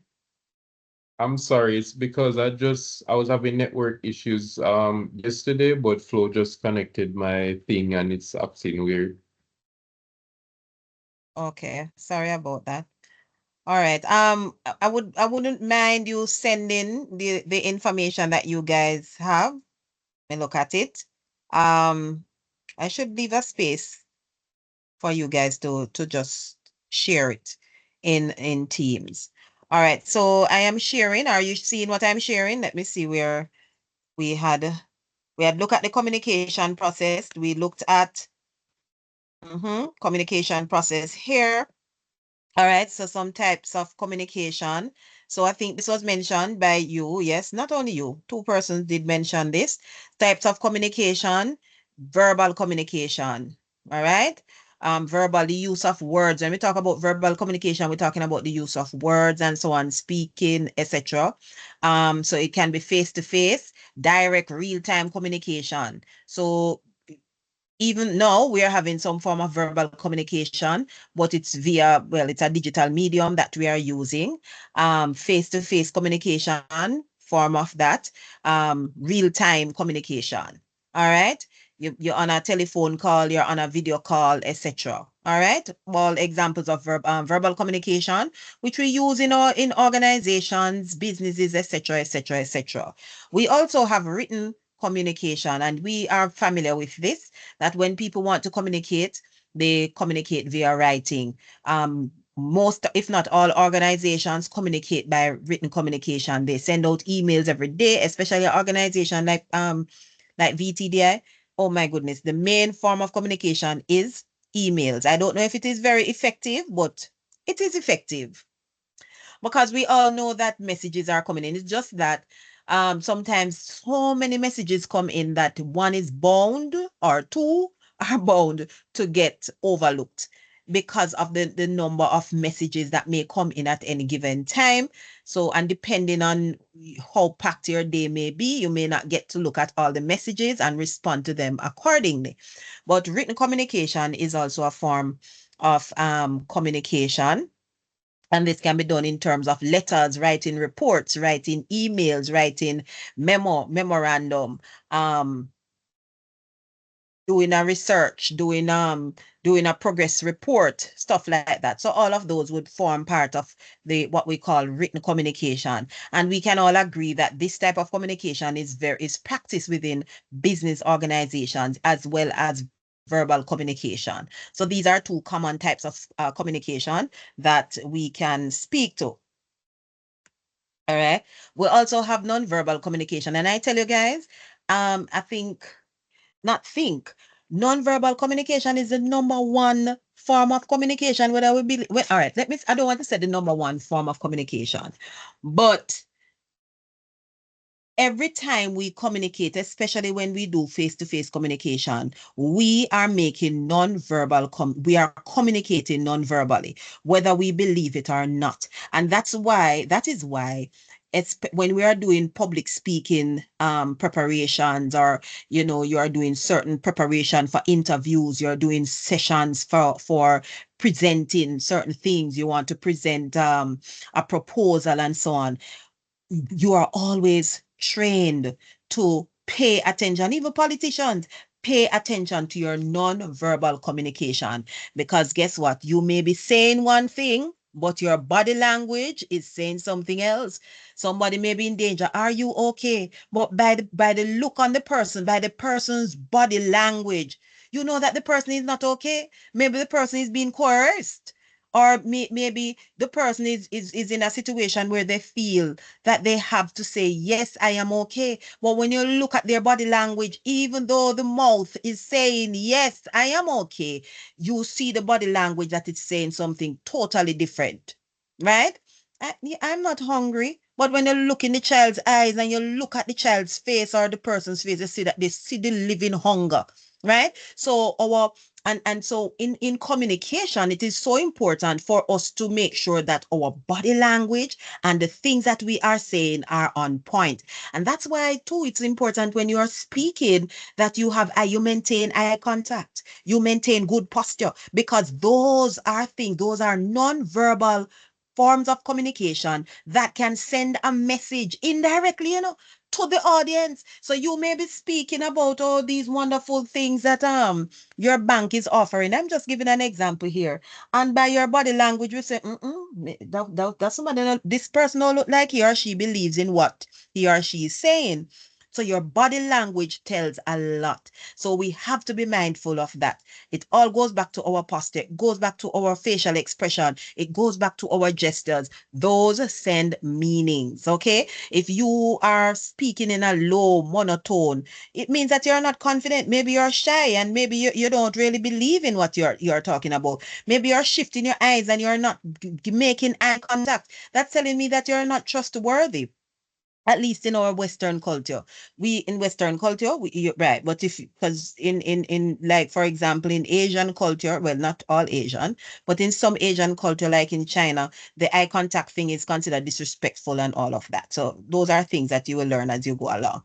Right. So we have to be mindful of our body language, visual communication. We talked about this earlier, especially in this era, we have young people communicate a lot using emojis, using pictures.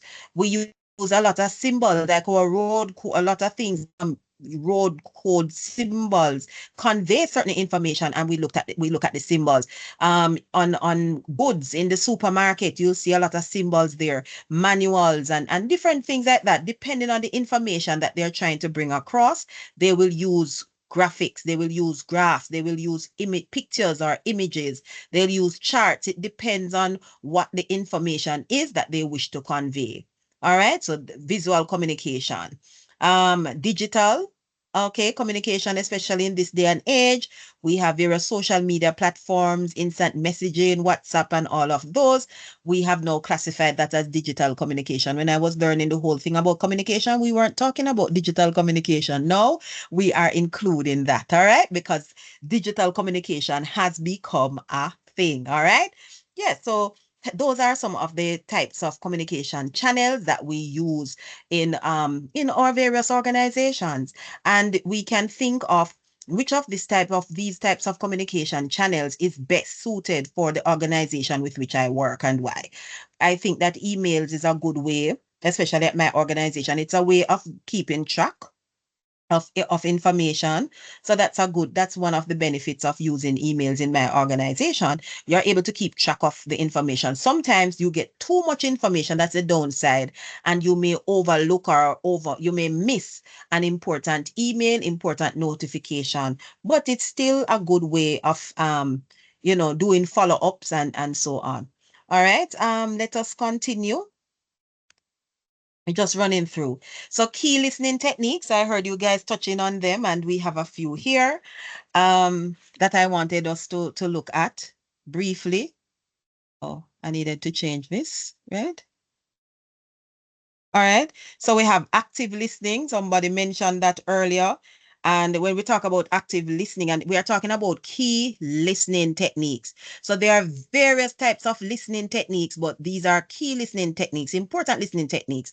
When we talk about active listening, we're talking about being fully focused on what the speaker is saying. You're focusing on what the speaker is saying. You are trying to understand what the speaker is saying, and you are thinking about what the speaker is saying, right? You're not just listening to there are some people who listen to respond and some don't listen to understand, but you are listening to understand. All right. So that when you eventually respond, when you eventually give a feedback, it is based on some level of understanding. And you can show that you understand, but of course, by nodding your head and so on, right? You nod your head to show that, yes, I agree, just to give some affirmation to the person who is speaking that, yes, I understand what was said. All right. Reflective listening, being able to paraphrase or to summarize or to just to recap what the message of the speaker. So that is reflective listening. So it means that you would have thought about what was said. You have given it some amount of thought. You go through your thought process. You would have connected it to something. Maybe there is a school of thought, and I don't want to say school of thought, but let me say it for now, where that believes that we remember there are millions of bits of information that comes our way, but we only remember few of the things that we see or here every single day. And the things that we remember are really the things that we are able to connect it to something. So whatever we see, for instance, if you guys were thinking about a G-Wagon, you are thinking about a G-Wagon, you're thinking about how G-Wagon is your dream car. Okay? No, it's G-Wagon is somewhere in your mind. So when you go on the road and you're driving, when you look to your right, you see, oh, there is a G-Wagon, that's a red one. Oh my God, oh my God, oh my God. No, you pass a million cars every single day. Why is it that you remember the G-Wagon? Because you're able to connect it with something in your mind that this is my dream car. Now, for somebody who don't have any idea what a G-Wagon is, who don't care what a G-Wagon is, who has never even heard about a G-Wagon, they will pass a G-Wagon and they can't make, somebody will say, oh, that's a G-Wagon, but they cannot relate it to anything that is involved in their lives or their thinking. So most likely they will not remember anything about the G-Wagon. All right. So we tend to connect. We tend to remember things that we are able to connect to something that is happening. Something we have a point of reference to connect it to. So I mentioned that to say that in reflective listening, when you have actively listened, you know, think you think about what was said. You think about it. You analyze, you assess how you feel about it, right? And not only that, but you are now able to paraphrase, just to say it in your own words. So the same information that was conveyed by somebody, you are able to relay that information to someone else in your own words, based on how you understand that information. All right. So that's another way of listening, of key techniques of listening is reflective listening. And I tell you guys, this is something that I do and it helps me in my studies.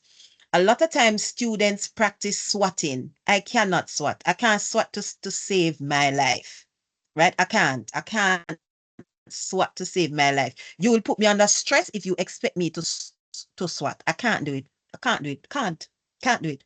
But what I do is that I will read the information or I will listen to a video recording. I listen or I'll read, and then I'm going to say it back to myself, which is the reflective listening. I'm going to repeat it to myself now in my own words, how I understand the information, and I'll never forget it. So I talk to myself all the time. So I find that corner because I don't want anybody to see me talking to myself. That's where I do my reflective listening. So I've listened and now I am repeating it to myself to really to summarize the key points of what was said. All right. So that's where reflective listening comes in. Then you have empathic listening. And of course, this is where you try to understand the speaker's emotion, their feelings, etc. Based on when they are speaking, based on what they are saying, you try to understand where they are coming from. All right. And there are points in life where, when we are listening to somebody, when we tend to come up with this empathic sort of listening, because when we listen, we try to put ourselves, we try to understand where that speaker is coming from, the emotions that is going through him or her, and so on. Then we have critical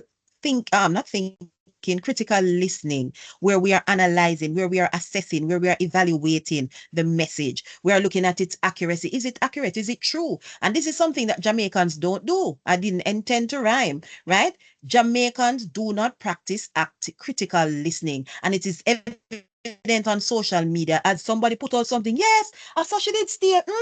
You don't have anything like that, We do not practice critical thinking, and we do not practice critical listening. All right. So when not everything that we hear, not because it's on a video and it's sound the person is speaking standard English, mean that it is true. So we have to assess whether it is accurate and also whether it is relevant. All right. And then we also have non-verbal listening, paying attention to the speaker's body language, the tone, and other nonverbal cues, etc., etc. All right. I will be posting this in Teams. And guys, before you go, I want you to, here is something, but this is going to take how long? So I am going to post it then in Teams. So here it is. I want you to watch this video.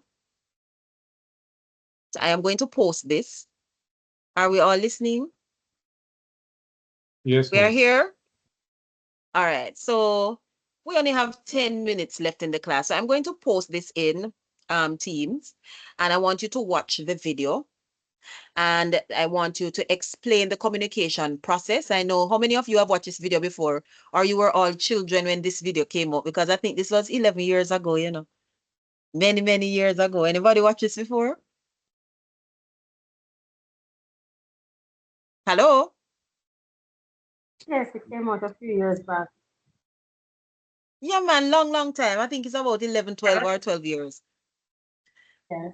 All right, remember. so you're going to watch a video. It is in Patois, Jamaican dialect, right? So it is in Patois, but of course it doesn't matter. It's a message that is being brought across. So it says, watch the video and do the following. Explain the communication process demonstrated in this piece. So what is the communication process? Who is the speaker? Who is the sender? What is the message? How is the message encoded? What is the message being conveyed? What is the channel used? I want you to also think about, so these are the responses that I want, right? So you think about the channel that is used. Who is the receiver? All right. In this instance, I wouldn't say that a feedback is really given per se, but you can determine that. And then it says, what are some of the non-verbal cues used by the sender and what message is conveyed through their use? So here we are looking at what are some of the non-verbal cues that this speaker uses. What are does the speaker use hand gestures, and what do they mean? What does it convey? What does it convey to you? All right, I want you to think about that and write on that. Then it says paraphrase or summarize, and this is going to reflective thinking, listening. Why do I keep on saying thinking? Reflective listening. I want you to paraphrase or summarize the speaker's message. So yes, it's done in Patois, but you're going to do it in standard English, and I want you to summarize the speaker's concerns. What is it that what's the main message the speaker is conveying? And it says, analyze the speaker's message, its accuracy and relevance. Okay, this is inaccurate. Its accuracy should be here.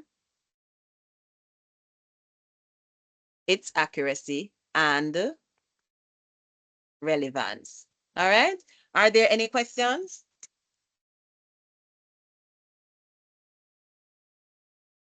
Any questions? All right. So I'm going to post No, this miss. and You Huh? know? You know? repeat that. We should No, publish I'm it going to now. post it so you know, we have 8 minutes left before class ends.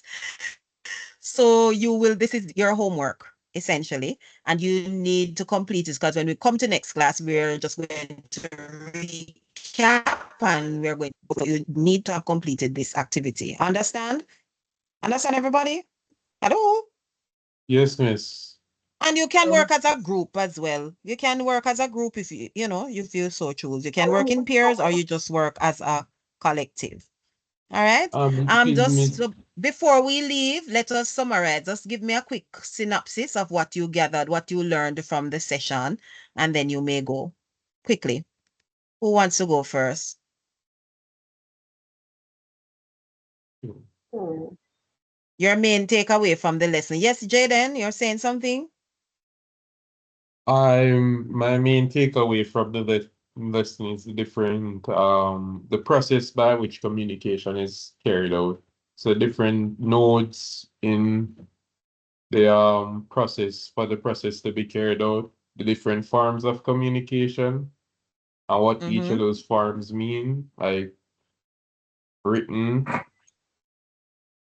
nonverbal, verbal, different, how they work with each other, how Right. people react to it. Mm-hmm. Okay, very good. Thank you. Good. Next person.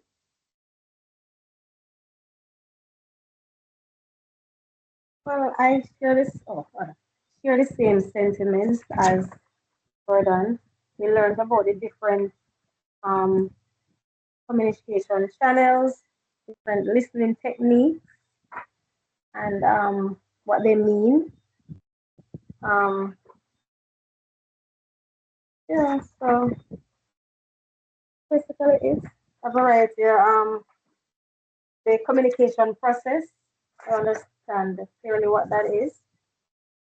That in order to communication is really to create a common understanding. So I think I understood from start to finish. Okay. All right. Very good. Thank you. Mylene. Well, I would say the same. It's just a refresher for me to for communication because I've done communication in the previous course. So it would be a refresher just to reinforce what I've learned before, and also um to say that noise is something that can affect communication in a Okay. All very right. serious way. Right. That's noise, right?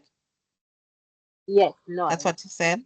Mm-hmm. All right. Yes, Thank you. because I have it all around. And you realize that it's real, you know, it is so real. And like I said, in when we are communicating, we take for granted that the receiver is in a space to receive our message.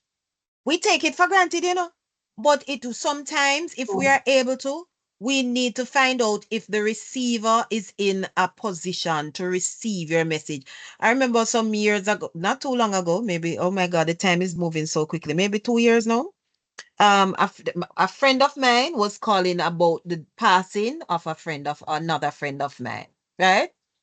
And she called and she said, Tatina, where are you? I said, I'm on the road. She said, you're in your vehicle? Me say, yes, I'm in my vehicle. I'm sitting. She said, you're sitting? Me say, yes, I'm sitting down. I am sitting. And she was asking me how I was doing and so on. And she said, um, I really have some not so good news. I have some bad news. You think you can manage it? I'm say, yes, tell me. Like she tried to make sure that I was in a place. I mean, we are in no position at all sometimes to receive those kind of messages, but she tried to make sure that I was in a space where she felt I was ready to receive that message. For me, guys, even talking to somebody, I do not love to talk to persons who are on their phones. You can, if you're going to be talking to me and you're going to be distracted on your phone, I consider it disrespectful. Because I want to know that whatever I'm saying to you, that that you are in a space receiving it. Right? I want you to be in a space where you can receive the information.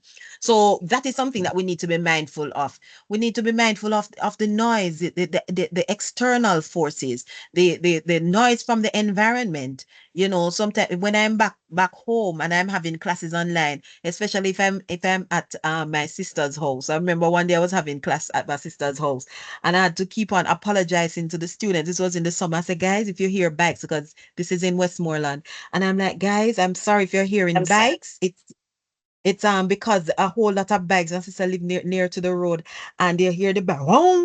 And they said, Miss, we're not hearing anything. We say, okay, good. Because I'm always conscious of that. So we have to, so even though sometimes in our communication process we do not pay attention to the noise, but that is such a key factor as to whether or not somebody really receives or understands our information. And also our internal struggles, our own internal battles, our biases, whether we're under stress, we are tired, there are so many things that may happen internally, right, that may affect how we receive information. And so those are things that we really need to pay attention to. So thank you for bringing that up. Anybody else? Jaden? Jaden went already, right? All right. Yes, miss. My telephone number, I want to stop giving out this number though, I have a school number, but for the life of me, I don't remember it. We can use other forms of communication, but WhatsApp seems to be the most common among everybody. Yes, So yes. So you can form a group and then you add me to it and add me as a, yes, 426. let me just add number first. All right. And I will upload this by now in the morning. I will upload this PowerPoint and you can actively work on the homework. All right. All right, guys, it was nice meeting you and I am looking forward to sharing with you in our next class. Take care. Bye. Bye. Okay.